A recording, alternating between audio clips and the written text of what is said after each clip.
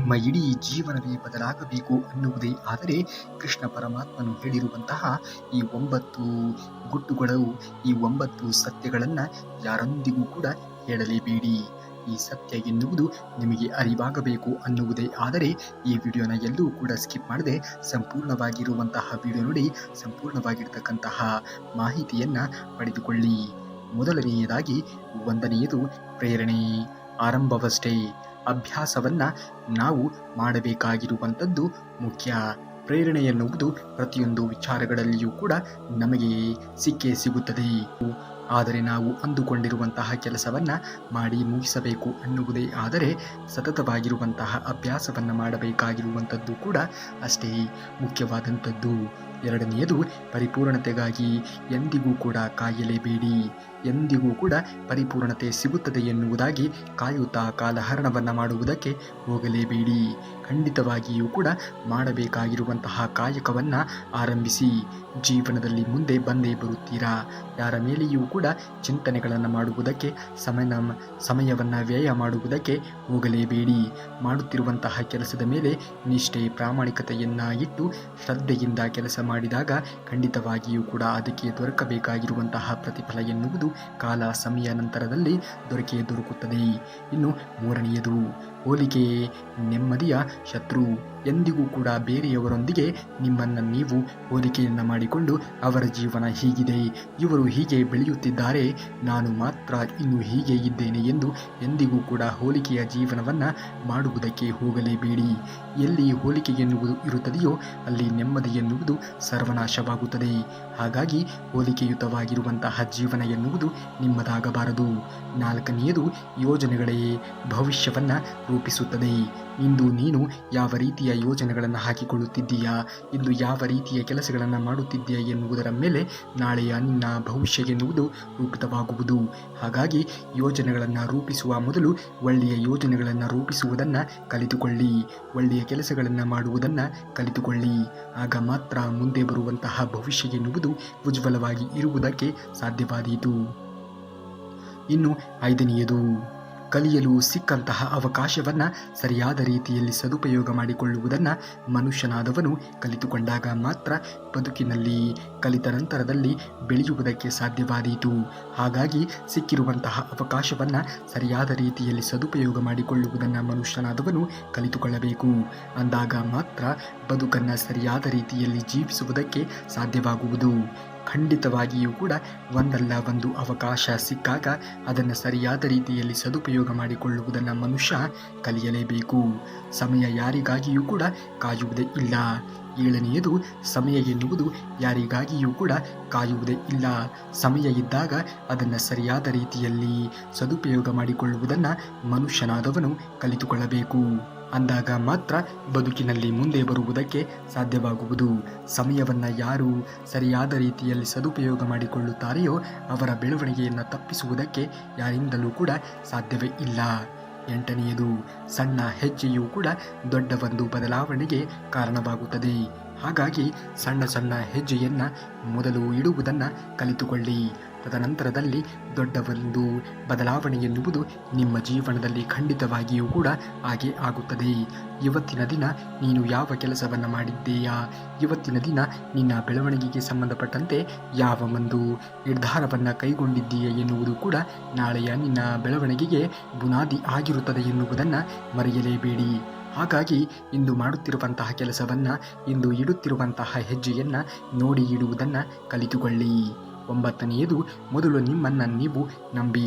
ಯಾರ ಮೇಲೆಯೂ ಕೂಡ ಅತಿಯಾದ ನಂಬಿಕೆ ಎನ್ನುವುದು ಬೇಡ. ಆದರೆ ಮೊದಲು ನಿಮ್ಮನ್ನು ನೀವು ನಂಬಿದಾಗ ಮಾತ್ರ ಜೀವನದಲ್ಲಿ ಮುಂದೆ ಬರುವುದಕ್ಕೆ ಸಾಧ್ಯವಾಗುವುದು. ಇನ್ನು 10ನೇಯದು ಯಾರ ಮೇಲೆಯೂ ಕೂಡ ಅತಿಯಾದ ನಂಬಿಕೆ ಬೇಡವೇ ಬೇಡ. ವ್ಯಕ್ತಿ ಎಂತಹ ಒಳ್ಳೆಯ ವ್ಯಕ್ತಿ ಅನಿಸಿದರೂ ಕೂಡ ಖಂಡಿತವಾಗಿಯೂ ಕೂಡ ಸುಖ ಸುಮ್ಮನೆ ಅಥವಾ ಹಿಂದೆ ಮುಂದೆ ನೋಡದೆ ನಂಬಿ. ಎಂದಿಗೂ ಕೂಡ ನೀನು ದುಃಖಕ್ಕೆ ಒಳಗಾಗಬೇಡ. ನಂಬಿಕೆ ಎನ್ನುವುದು ಅತಿಯಾಗಿ ಎಲ್ಲಿ ಇರುತ್ತದೆಯೋ ಅಲ್ಲಿ ಅತಿಯಾದಂತಹ ದುಃಖ ಎನ್ನುವುದು ದೊರೆಯುತ್ತದೆ. ನಂಬಿಕೆ ಎನ್ನುವುದು ಎಷ್ಟು ಇರಬೇಕೋ ಅಷ್ಟೇ ಇರಬೇಕು. ಅತಿಯಾದರೆ ಅಮೃತವೂ ಕೂಡ ಹೇಗೆ ವಿಷವಾಗಿ ಪರಿವರ್ತನೆ ಆಗುತ್ತದೆಯೋ ಹಾಗಾಗಿ ಅತಿಯಾದ ನಂಬಿಕೆ ಎನ್ನುವುದು ನಮಗೆ ಮೋಸವನ್ನು ಮಾಡುತ್ತದೆ. ನೀನು ಉದ್ಧಾರ ಆಗುವುದಕ್ಕೆ ಅಥವಾ ಬೆಳವಣಿಗೆಯನ್ನು ಹೊಂದುವುದಕ್ಕೆ ಅಥವಾ ಸರ್ವನಾಶವಾಗುವಂತಹ ಒಂದು ನಿರ್ಧಾರಗಳು ಎನ್ನುವುದು ನಿನ್ನ ಕೈಯಲ್ಲಿಯೇ ಇರುತ್ತದೆ. ನಿನ್ನ ಜೀವನವನ್ನು ನೀನು ಯಾವ ರೀತಿಯಾಗಿ ರೂಪಿಸಿಕೊಳ್ಳುತ್ತೀಯೋ ಅದರ ಮೇಲೆಯೇ ಎಲ್ಲವೂ ಕೂಡ ಅವಲಂಬಿತವಾಗಿರುತ್ತದೆ. ಹಾಗಾಗಿ ನಿನ್ನ ಜೀವನವನ್ನು ಸರಿಯಾದ ರೀತಿಯಲ್ಲಿ ನಿರ್ವಹಿಸುವುದನ್ನು, ರೂಪಿಸಿಕೊಳ್ಳುವುದನ್ನು ನೋಡಬೇಕು. ಕೋಪವು ಮನುಷ್ಯನ ಜ್ಞಾನ ಮತ್ತು ವಿವೇಚನೆಗಳನ್ನು ನಾಶ ಮಾಡುತ್ತದೆ. ಎಂದಿಗೂ ಕೂಡ ಕೋಪಯುತವಾಗಿರುವಂತಹ ಜೀವನ ಎನ್ನುವುದು ನಿಮ್ಮದಾಗಬಾರದು. ಜ್ಞಾನವನ್ನು ಸಂಪಾದನೆ ಮಾಡಿಕೊಳ್ಳಿ. ಜ್ಞಾನ ಎನ್ನುವುದು ಯಾರೂ ಕೂಡ ಕದಿಯಲು ಆಗದೇ ಇರುವಂತಹ ವಸ್ತು. ಜ್ಞಾನವನ್ನು ಯಾರೂ ಕೂಡ ನಾಶ ಮಾಡುವುದಕ್ಕೆ ಸಾಧ್ಯವೇ ಇಲ್ಲ. ಹಾಗಾಗಿ ಜ್ಞಾನಯುತವಾಗಿರುವಂತಹ ಜೀವನ ಎನ್ನುವುದು ನಿಮ್ಮದಾಗಬೇಕು. ಆತ್ಮಕ್ಕೆ ಹುಟ್ಟು ಸಾವುಗಳು ಇಲ್ಲ. ಅದು ಸದಾ ಕಾಲ ಅಮರವಾಗಿ ಇರುತ್ತದೆ. ನಿಮ್ಮ ಜೀವನಕ್ಕೆ ನೀವು ಯಾವ ರೀತಿಯಾಗಿ ಜೀವಿಸುತ್ತೀಯಾ ಎನ್ನುವುದರ ಮೇಲೆ, ನೀನು ಸತ್ತು ಹೋದ ಮೇಲೆಯೂ ಕೂಡ ಜನರು ನಿನ್ನನ್ನು ನೆನೆಸಿಕೊಳ್ಳುತ್ತಾರೆ. ಚಂಚಲವಾಗಿರುವಂತಹ ಮನಸ್ಸು ಎಂದಿಗೂ ಕೂಡ ಬೇಡವೇ ಬೇಡ. ಒಂದು ನಿರ್ಧಾರವನ್ನು ಮಾಡಿದಾಗ ಮಾತ್ರ ಆ ನಿರ್ಧಾರಕ್ಕೆ ಬದ್ಧನಾಗಿ ಮುಂದುವರಿಯುವುದನ್ನು ಕಲಿಯಬೇಕು. ಆ ನಿರ್ಧಾರದಲ್ಲಿ ನೀನು ಸಫಲತೆಯನ್ನು ಕಾಣುತ್ತೀಯೋ ಅಥವಾ ವಿಫಲತೆಯನ್ನು ಕಾಣುತ್ತೀಯೋ ಗೊತ್ತಿಲ್ಲ. ಆದರೆ ಮಾಡಿರುವಂತಹ ನಿರ್ಧಾರಕ್ಕೆ ಬದ್ಧನಾಗಿ ನಿಂತುಕೊಳ್ಳುವುದು ನಿಜವಾಗಿಯೂ ಕೂಡ ನಿಮ್ಮನ್ನು ಉತ್ತುಂಗಕ್ಕೆ ತೆಗೆದುಕೊಂಡು ಹೋಗುತ್ತದೆ. ಶಾಂತಿ ನಿನ್ನೊಳಗೆ ಇದೆ. ಅದನ್ನು ಹೊರಗಡೆ ಎಂದಿಗೂ ಕೂಡ ಹುಡುಕುವುದಕ್ಕೆ ಹೋಗಲೇಬೇಡ. ಮನಃಶಾಂತಿ ಎನ್ನುವುದು ನಿನ್ನದಾಗಬೇಕು ಎನ್ನುವುದೇ ಆದರೆ ದಿನದಲ್ಲಿ ಒಮ್ಮೆಯಾದರೂ ಕೂಡ ಶ್ರೀಕೃಷ್ಣ ಪರಮಾತ್ಮನ ವಚನಾಮೃತವನ್ನು ಕೇಳುವುದನ್ನು ಜೀವನದಲ್ಲಿ ರೂಢಿಸಿಕೋ. ಜೀವನದಲ್ಲಿ ಅತಿಯಾದ ಚಿಂತನೆಗಳನ್ನು ಮಾಡುವುದಕ್ಕೆ ಹೋಗಲೇಬೇಡಿ. ಕರ್ಮಗಳನ್ನು ಮಾಡುವುದನ್ನು ಕಲಿತುಕೊಳ್ಳಿ. ಯಾವಾಗ ನೀವು ನಿರಂತರವಾಗಿರುವಂತಹ ಕರ್ಮಗಳನ್ನು ಮಾಡುತ್ತೀರೋ ಅದಕ್ಕೆ ತಕ್ಕ ರೀತಿಯಾಗಿರುವಂತಹ ಪ್ರತಿಫಲವನ್ನು ದೇವರು ಖಂಡಿತವಾಗಿಯೂ ಸಮಯ ಎನ್ನುವುದು ಬಂದಾಗ ಕೊಟ್ಟೇ ಕೊಡುತ್ತಾನೆ. ಎಂದಿಗೂ ಕೂಡ ಅನಗತ್ಯವಾಗಿರುವಂತಹ ಚಿಂತನೆಗಳನ್ನು ಮಾಡುವುದಕ್ಕೆ ಹೋಗಲೇಬೇಡಿ. ಚಿಂತನೆಗಳು ಎನ್ನುವುದು ನಿಮ್ಮನ್ನು ಒಂದು ದಿನ ಚಿತೆಗೆ ಏರುವಂತೆ ಮಾಡುತ್ತದೆ. ಹಾಗಾಗಿ ಚಿಂತನೆ ಎನ್ನುವುದು ಅತಿಯಾಗಿ ಆಗಬಾರದು. ಏನೇ ನಡೆದರೂ ಕೂಡ ಅದು ಒಳ್ಳೆಯದಕ್ಕಾಗಿಯೇ ಆಗುತ್ತಿದೆ ಎನ್ನುವಂತಹ ನಂಬಿಕೆ ಎನ್ನುವುದು ನಿಮ್ಮಲ್ಲಿ ಇದ್ದಾಗ ಜೀವನದಲ್ಲಿ ಏನು ಬೇಕಾದರೂ ಕೂಡ ನೀವು ಸಾಧನೆಯನ್ನು ಮಾಡಿ ತೋರಿಸುವುದಕ್ಕೆ ಸಾಧ್ಯವಾದೀತು. ಜೀವನದಲ್ಲಿ ಎಲ್ಲವೂ ಕೂಡ ಆಗುತ್ತದೆ. ಕೆಟ್ಟದ್ದು ಕೂಡ ಆಗುತ್ತದೆ, ಒಳ್ಳೆಯದು ಕೂಡ ಆಗುತ್ತದೆ. ಕೆಟ್ಟದ್ದು ನಡೆದಾಗ ಎಂದಿಗೂ ಕೂಡ ಮನುಷ್ಯ ಕುಗ್ಗುವುದಕ್ಕೆ ಹೋಗಲೇಬಾರದು. ಒಳ್ಳೆಯದು ನಡೆದಾಗ ಎಂದಿಗೂ ಕೂಡ ಮನುಷ್ಯ ಹಿಗ್ಗುವುದಕ್ಕೆ ಹೋಗಲೇಬಾರದು. ಏನೇ ನಡೆದರೂ ಕೂಡ ಜೀವನದಲ್ಲಿ ಎಲ್ಲವೂ ಕೂಡ ಒಳ್ಳೆಯದಕ್ಕೆ ಆಗುತ್ತಿದೆ ಎನ್ನುವಂತಹ ನಂಬಿಕೆಯಿಂದ ಜೀವನವನ್ನು ರೂಪಿಸಿಕೊಳ್ಳುವುದನ್ನು ನೋಡಬೇಕು. ಅಂದಾಗ ಮಾತ್ರ ಮನುಷ್ಯನಾದವನು ಜೀವನದಲ್ಲಿ ಬೆಳವಣಿಗೆಯನ್ನು ಹೊಂದುವುದಕ್ಕೆ ಸಾಧ್ಯವಾದೀತು. ಕಳೆದುಕೊಂಡಿದ್ದಕ್ಕೆ ಎಂದಿಗೂ ಕೂಡ ಜೀವನದಲ್ಲಿ ಕೊರಗುವುದಕ್ಕೆ ಹೋಗಲೇಬೇಡಿ. ಎಂದಿಗೂ ಕೂಡ ಕಳೆದುಕೊಂಡಿರುವುದು ಅಥವಾ ಅದು ಸಮಯವೇ ಆಗಿರಬಹುದು, ವಸ್ತುಗಳೇ ಆಗಿರಬಹುದು, ಸಂಬಂಧಗಳೇ ಆಗಿರಬಹುದು, ಎಂದಿಗೂ ಕೂಡ ಕಳೆದು ಹೋಗಿರುವುದರ ಬಗ್ಗೆ ಯೋಚನೆಯನ್ನು ಮಾಡುತ್ತಾ ಕೊರಗುವುದಕ್ಕೆ ಹೋಗಬೇಡಿ. ಅದು ಎಂದಿಗೂ ಕೂಡ ಮತ್ತೆ ಪಡೆಯುವುದಕ್ಕೆ ಅಥವಾ ಅದನ್ನು ಮತ್ತೆ ದಕ್ಕಿಸಿಕೊಳ್ಳುವುದಕ್ಕೆ ಸಾಧ್ಯವೇ ಆಗುವುದಿಲ್ಲ. ಹಾಗಾಗಿ ಮುಂದೆ ನೀವು ಜೀವನದಲ್ಲಿ ಏನು ಅಂದುಕೊಂಡಿದ್ದೀರೋ ಮುಂದೆ ನಿಮ್ಮ ಭವಿಷ್ಯದ ಬಗ್ಗೆ ಯೋಚನೆಗಳನ್ನು ಮಾಡಿ. ಅದು ಮಾತ್ರ ನಿಮ್ಮ ಜೀವನವನ್ನು, ನಿಮ್ಮ ಜೀವನಕ್ಕೆ ಬದಲಾವಣೆಯ ದಾರಿಯನ್ನು ತಂದುಕೊಡುವುದಕ್ಕೆ ಸಾಧ್ಯವಾದೀತು. ಭಯ ಎಂದಿಗೂ ಕೂಡ ಪಡುವುದಕ್ಕೆ ಹೋಗಲೇಬೇಡಿ. ನಿನ್ನ ರಕ್ಷಕ ನಾನು ಇದ್ದೇನೆ ಎಂದು ಹೇಳುತ್ತಾನೆ ಶ್ರೀಕೃಷ್ಣ ಪರಮಾತ್ಮ. ಶ್ರೀಕೃಷ್ಣ ಪರಮಾತ್ಮನ ಧ್ಯಾನವನ್ನು ಮಾಡಿ. ದಿನದಲ್ಲಿ ಒಮ್ಮೆಯಾದರೂ ಕೂಡ ಕೃಷ್ಣನ ನಾಮವನ್ನು ಪಠನೆ ಮಾಡಿ. ಆತ ಖಂಡಿತವಾಗಿಯೂ ಕೂಡ ನಿಮ್ಮ ಎಲ್ಲ ಸಮಸ್ಯೆಗಳನ್ನು ರವಾನಿಸುತ್ತಾನೆ, ದೂರ ತಳ್ಳುತ್ತಾನೆ. ಬದಲಾವಣೆಯೇ ಈ ಜಗತ್ತಿನ ಏಕೈಕ ನಿಯಮ.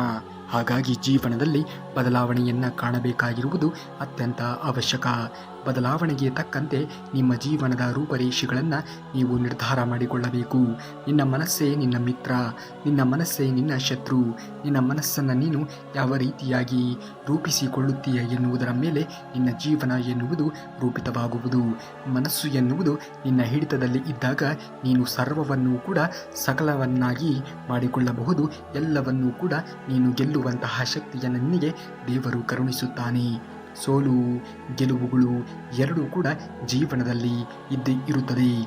ಸೋಲಾದಾಗ ಅದನ್ನು ಎಂದಿಗೂ ಕೂಡ ನೀನು ಕಣ್ಣಿಗೆ ಒತ್ತಿಕೊಂಡು ಸ್ವೀಕರಿಸಬೇಕು. ಗೆಲುವಾದರೂ ಕೂಡ ಅದನ್ನು ಕೂಡ ಕಣ್ಣಿಗೆ ಒತ್ತಿಕೊಂಡು ಸ್ವೀಕರಿಸುವುದನ್ನು ಮನುಷ್ಯನಾದವರು ಕಲಿತುಕೊಂಡಾಗ ಮಾತ್ರ ಬದುಕಿನಲ್ಲಿ ಮುಂದೆ ಬರುವುದಕ್ಕೆ ಸಾಧ್ಯವಾಗುವುದು. ನಿಮ್ಮಲ್ಲಿ ನಿನಗೆ ನಂಬಿಕೆ ಎನ್ನುವುದು ಇದ್ದಾಗ ಜೀವನದಲ್ಲಿ ಯಾರೇ ಏನೇ ಕುತಂತ್ರಗಳನ್ನು ಮಾಡಿದರೂ ಕೂಡ ಅವು ಏನೂ ಕೂಡ ನಿನಗೆ ತಾಕುವುದಕ್ಕೆ ಸಾಧ್ಯವೇ ಇಲ್ಲ. ಹಾಗಾಗಿ ಮೊದಲು ನಿನ್ನ ಮೇಲೆ, ನಿನ್ನ ಮನಸ್ಸಿನ ಮೇಲೆ ನಿನಗೆ ಹಿಡಿತ ಎನ್ನುವುದು ಇರಬೇಕು. ನಿನ್ನ ಆತ್ಮವಿಶ್ವಾಸದ ಮೇಲೆ ನಿನಗೆ ನಂಬಿಕೆ ಎನ್ನುವುದು ಇರಬೇಕು. ಜೀವನದಲ್ಲಿ ಯಾರನ್ನೂ ಕೂಡ ದೋಷ ಮಾಡುವುದಕ್ಕೆ ಹೋಗಲೇಬೇಡಿ. ಏನೇ ಆಗಿದ್ದರೂ ಕೂಡ ಅದಕ್ಕೆಲ್ಲವೂ ಕೂಡ ಕಾರಣ ನೀನೇ ಆಗಿರುತ್ತೀಯ.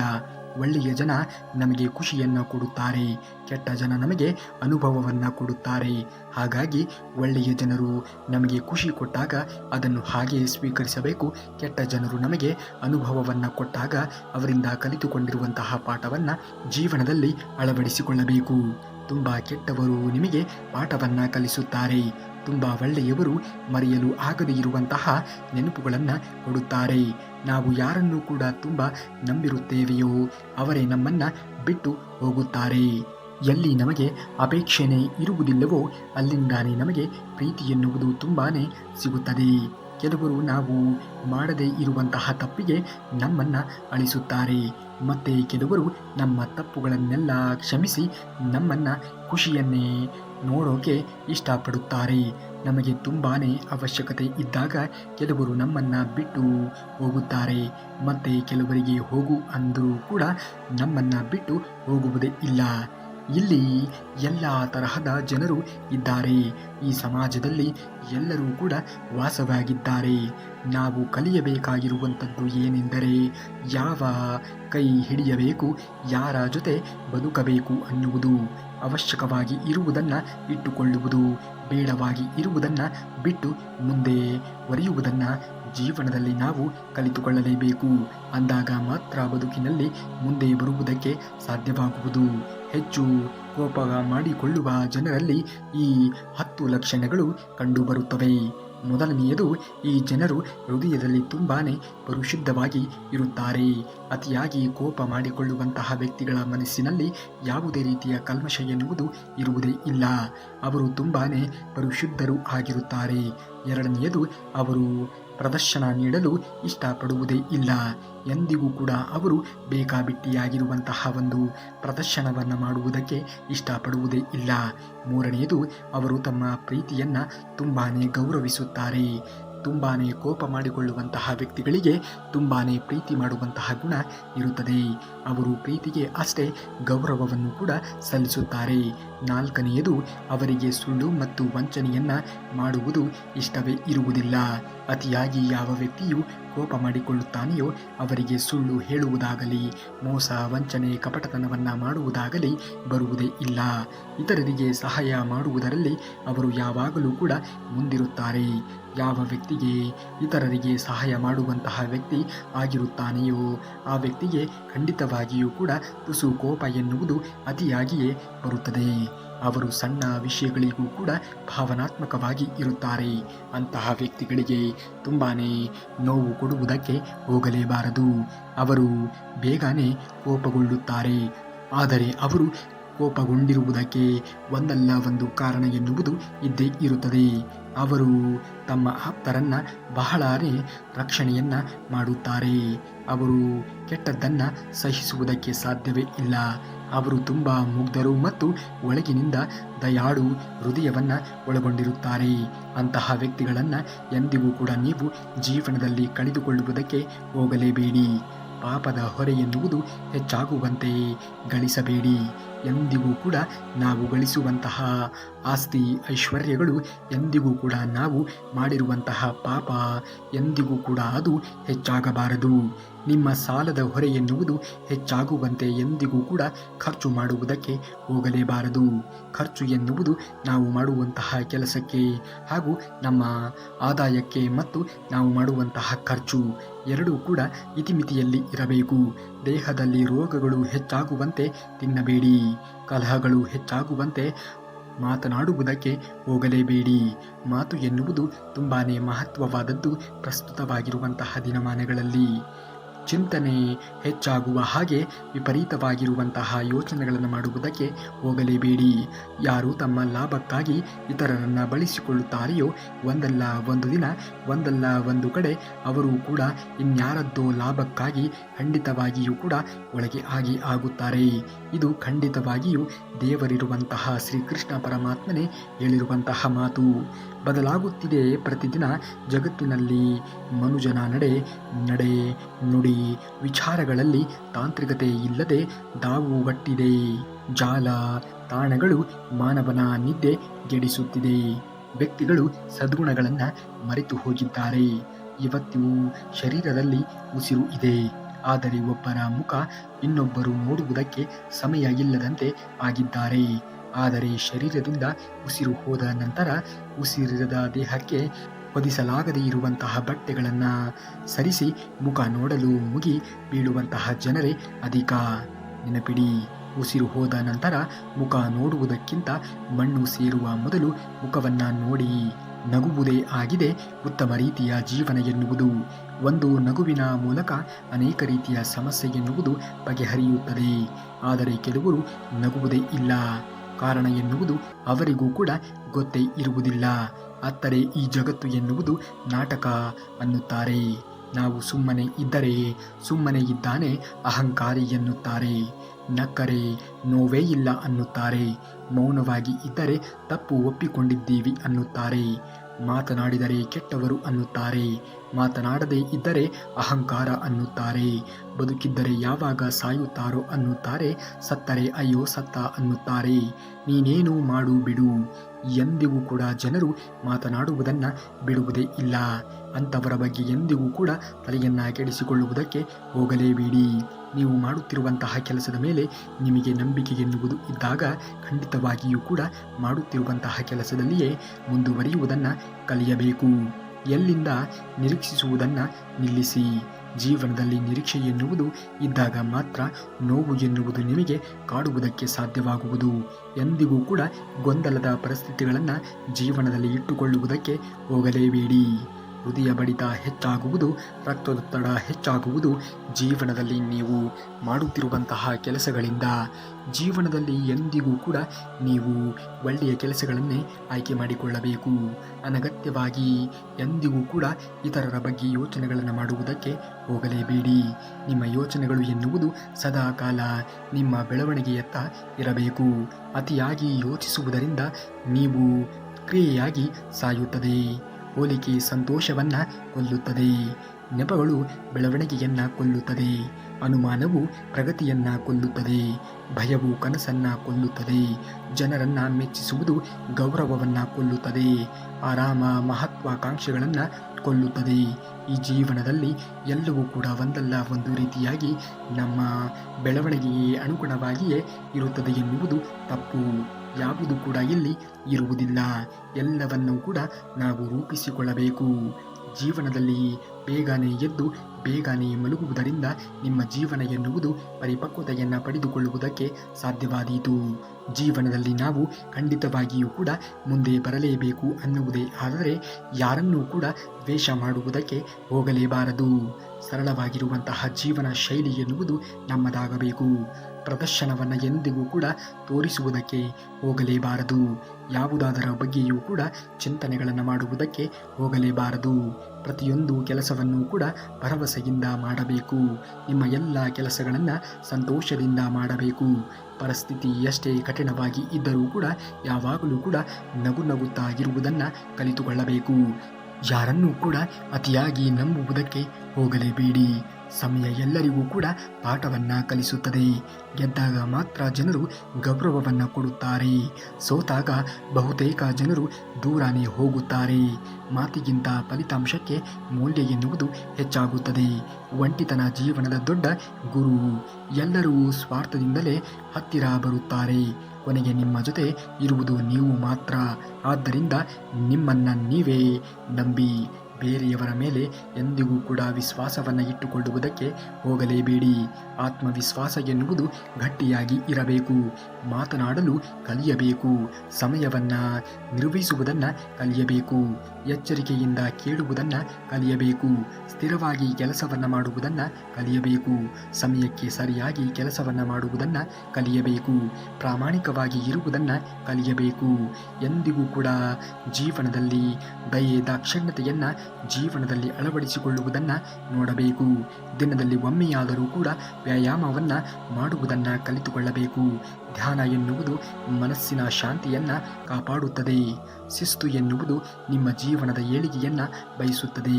ಗುರಿ ಎನ್ನುವುದು ನಿಮ್ಮ ಜೀವನಕ್ಕೆ ಮುಂದೆ ಬರುವುದಕ್ಕೆ ಸಾಧ್ಯವಾದೀತು.